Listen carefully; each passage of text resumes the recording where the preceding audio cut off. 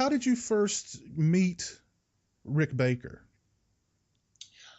Well, I had been doing makeup. I'd been trying to figure it out on my own ever since I was about 12 years old, and not having a whole lot of luck until I had found the Dick Smith Makeup Monster Handbook, which finally gave me access to some professional techniques and, just as important, where to buy the materials. And so I started mowing lawns and shoplifting and doing everything I could to get money to buy makeup supplies. So I was a real Dick Smith guy. But then when Rick Baker kind of exploded onto the scene with movies like, he did the Star Wars Cantina sequence in the first Star Wars. He did De Laurentiis's King Kong, even, silly movies like The Incredible Melting Man. What I was amazed at, number one, he was very good at self-publicizing. And so you knew who he was because you could find him even in rural Texas, you could find articles on Rick Baker and movies on the magazine rack, magazines on the magazine rack, like Starlog.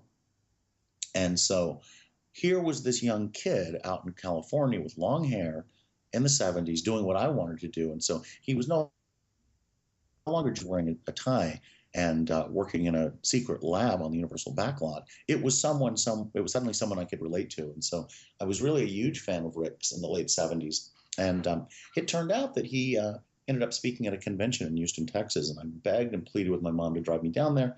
I had my thin portfolio tucked under my arm, and after he spoke about his work on Star Wars, I actually had the nerve to go up and meet with him and show him my portfolio. And he tore off a piece of paper and wrote his number on it and said, "Hey, kid, if you ever make it out to California, give me a call." And that's how it started. Wow. And when you made it out to California, did you give him a call? I drove straight to his house and knocked on his door, and he opened it up and said, "Who the hell are you?" And he said, "Don't you remember me from a couple years back, you said you'd help me out. But here's how we're going to do it. Here's Greg Canham's phone number, who was one of Rick's first apprentices. Call him up. Go make your mistakes with Greg, and when you learn the techniques, professional techniques, then give me a call." So I worked with Greg on my first movie, and then Rick actually called me to do my second movie, a movie called Tanya's Island, way back in 1979. But then Rick canceled it because John Landis called him up to do The Incredible Shrinking Woman. And so Rick passed Tanya's Island over to Rob Bottin. So that's how I met Rob Bottin. And then I went and worked with Rob on Tanya's Island, The Fog, Humanoids from the Deep, and then, of course, The Howling. And at that point, I had enough professional experience and knowledge under my belt that Rick called me up to move directly from The Howling over to American Werewolf in London. And that's when I started working with Rick. What do you think you learned from working with Greg Canham and Rob Bottin? Well, I know what I learned working with Rob Bottin. Rob really taught me to think outside the box. Rob really taught me to never settle. Rob taught me to not stop until you've excited yourself, because God knows the audience is somewhat easy to excite because they don't live, breathe, sleep, eat, and dream this stuff. But if you excite yourself, you know you're going to show the audience something they never could have dared imagine themselves. And so I really learned a lot about the design process with Rob. And I think what I learned more with Greg was the more technical aspects. Greg's almost like a scientist. It's really technical. It's funny. At Monsterpalooza this weekend, I just spent some serious time with both Greg and V. Neal, well, I don't know if they were drunk, but I was. Some serious reminiscing time, and it was absolutely gold. It was really fun. What was Rob Bottin's got this kind of reputation as being a wild man. Any interesting Rob Bottin stories you can share? Yeah, you might want to pick up Rubberhead, Volume 1. There's a wonderful story about the Howling in there. Now, I haven't told you guys yet, because the Kickstarter is over and we so surpassed our goal. But, our goal on this Kickstarter was very honest. All we really did was pre-sell the book. So you could get a soft cover, a hardcover, and even an audiobook and a T-shirt. That's it. There were no $20,000 rewards you could get acknowledged in the book. It was literally just pre-selling, which I think is a very honest way to run a Kickstarter. However, now that the Kickstarter is over, you've got to go to Montauk Studios. That's MONTAUK Studios, montaukstudios.com. And you can pick up the book there. Any version that was offered on the on the Kickstarter. So you can get the soft cover, the hardcover, the t-shirt, and the audio version there. Again, that's MONTAUK studios.com. So there is indeed a Howling. Let me think. Yeah, no, and one of the first chapters is a Howling story.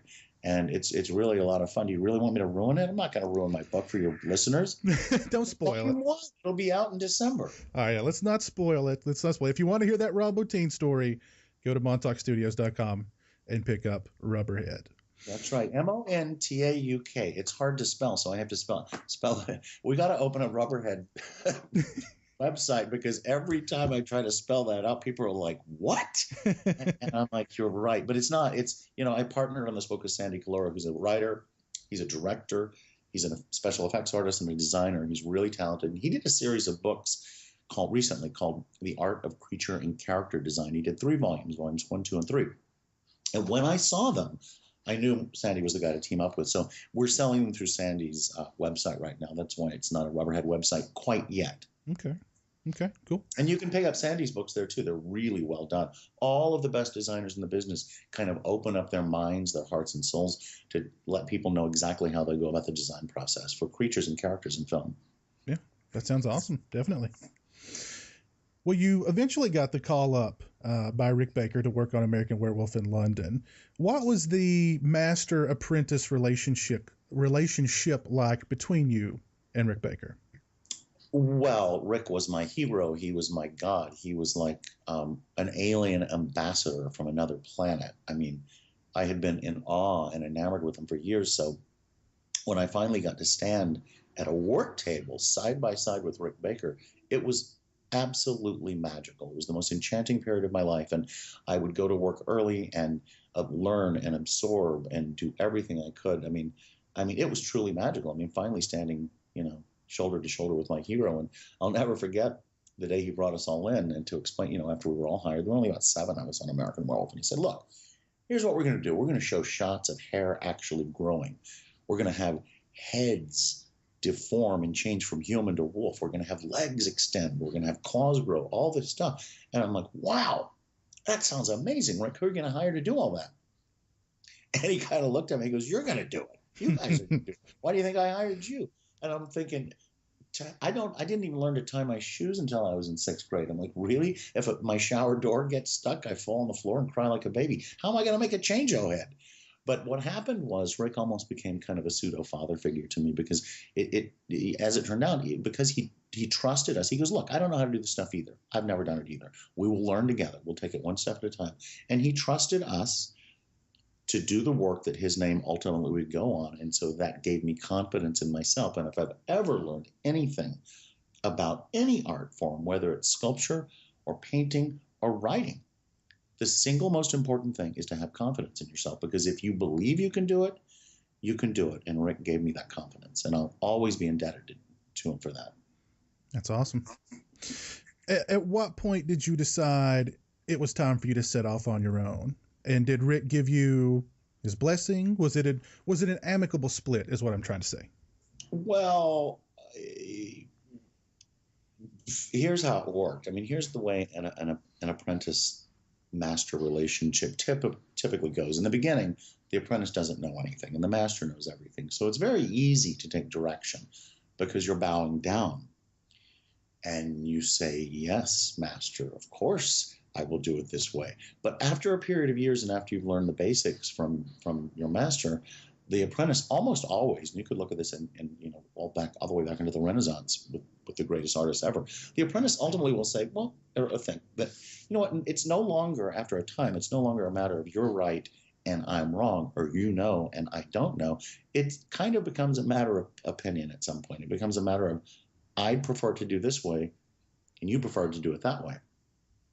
So I wouldn't say it was a terrible split, but it kind of got that way. I mean, I've got a huge ego. Rick has a huge ego. Everybody. Greg has an ego. Botina. We're all egomaniacal psychopaths. And so what happened is I had done a bunch of films with Rick after American Werewolf. I think we moved on to Ghost Story, and then we did Videodrome with David Cronenberg. And I don't know, I guess we headed off to England and for a year to do Greystoke, The Legend of Tarzan with Hugh Hudson. And we'd been there for a year. And when we finally all came back, Richard Edlin, who is another one of my amazing teachers, had just opened up the Boss Film Corporation. He'd been up at ILM, up in wherever ILM is. Where the hell is it? I'm thinking, Marin County. Getting Oscar after Oscar for Star Wars and everything, because he's an absolute genius at photochemical effects, which is how we did them back then. We did them actually chemically as opposed to digitally.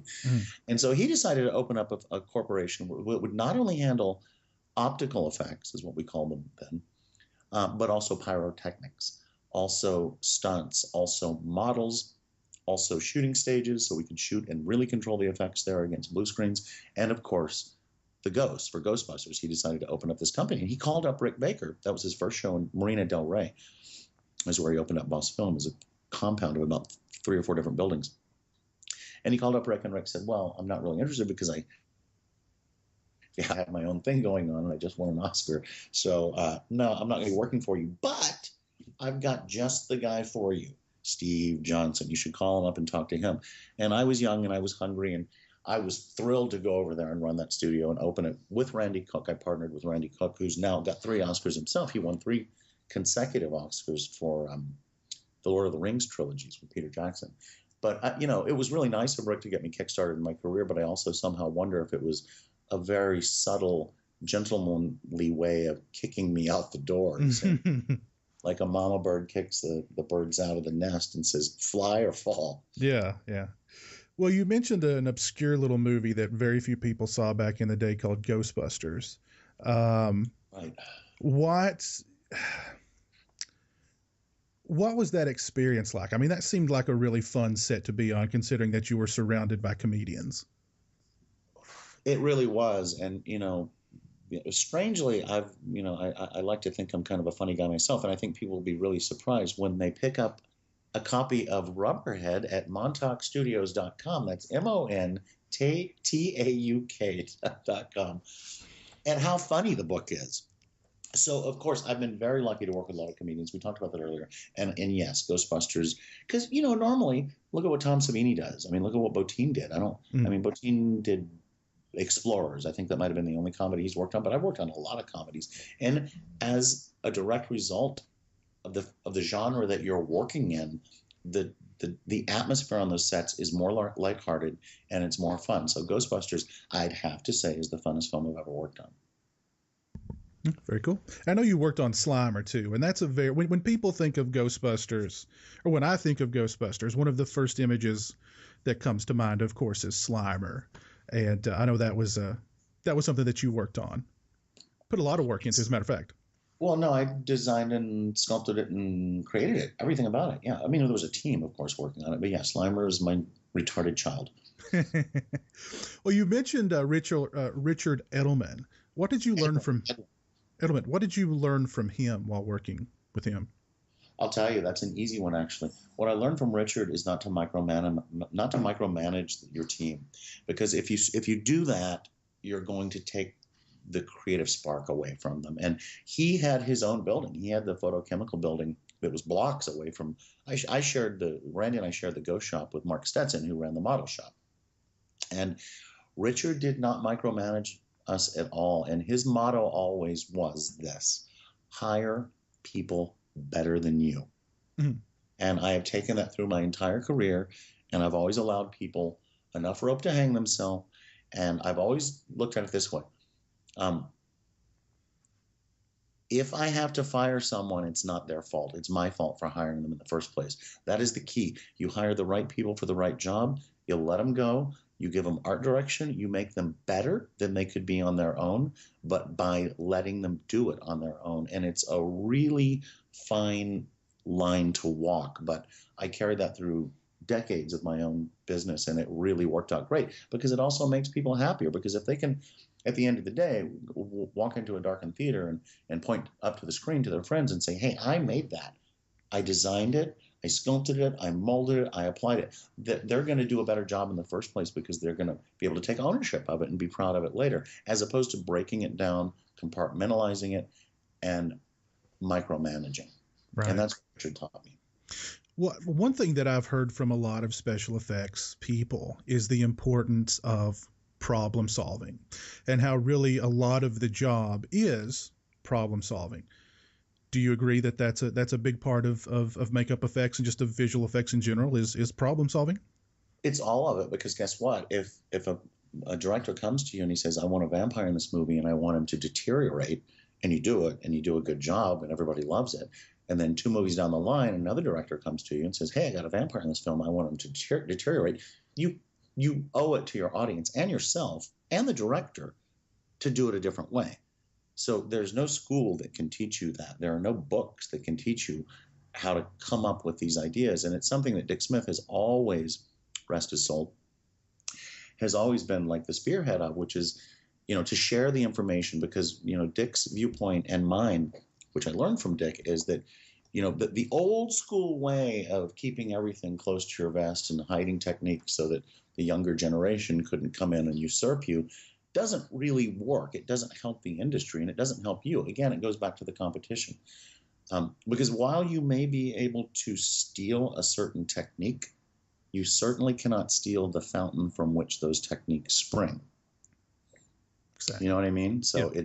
if you're confident about the fact that you can problem solve and do something different, because that ultimately becomes once you become the best sculptor you can be, once you become the best mold maker you can be, the best painter you can be, kind of all that's left is to become the best conceptual artist you can be. And that's where to me, the real fun is, because it's a wide open playing field, because when you're thinking and conceptualizing, you can do anything in your head. And so you've got to be able to really solve these problems in your mind first, before you waste a lot of time and money doing it physically. Okay. Well, you mentioned working with directors, and I'm going to ask you about a couple of specific directors here momentarily. But do you prefer a director who has a clear, concise vision of what they want, and they sit you down and they show you their mock-ups and they say, create this? Or do you prefer a director to say, okay, this is your job, let your imagination run wild, and I'll kind of guide you along the way? Do you prefer more hands-on or more hands-off? Well, the business has changed. We started our conversation out like this, and what I was just speaking about Richard Edlund teaching me how not to micromanage, what's happened in the film industry is that everyone micromanages now. Everyone. I mean, when you go in on a film, I turn down projects right and left just because I'm too old for this bullshit. These directors are 19 now, and they're in charge of $200 million movies, and they have no experience. But then they've got a contingent of artists they've already brought on, production designers and art directors, producers, executive producers, studio chiefs, actors, and all of their wives and girlfriends, and sometimes even their kids give input. So, the fact is, in the old days, when people came to someone like Rick Baker or Rob Bottin, they came to them like you'd go to a gallery and buy a painting, and you buy a Van Gogh over a Rembrandt because you preferred Van Gogh's work, and you certainly wouldn't go to Van Gogh's studio and tell him how to paint his painting. That's the way producers and directors used to hire Rick Bakers and Rob Bottins, and even me. And it was absolutely fantastic, because they came to you because they were a fan of your work, and they let you have a huge, huge amount of input into what you were going to do, to the point of even rewriting the scenes that the effects came in. We were really, really considered filmmakers back in the golden age. We worked shoulder to shoulder in the trenches with the directors and producers. Now, as the film industry has evolved, that's not nearly so much the case. So I would have to say that I preferred it back then, the way it worked. But these days, you never really get that opportunity. So, if somebody came to me now, it kind of depends. It's like if they had a really clear idea and some reference art, and then they said, this is the general idea, this is how much money we've got, this is how much time we've got, do your best going toward this, that would be really cool. But typically that's not the case. There are 8,000 hands in it, and what it does, which I think the producers and directors don't understand, is it ultimately takes the fun out of it for the artist, and it ultimately makes it cost more money. I'll give you an example. On Bicentennial Man, we burned through, with Robin Williams, Chris Columbus film, we burned through probably $300,000 or $400,000 in 8 weeks of designing what Robin would look like as a robot, and it was just jerking off.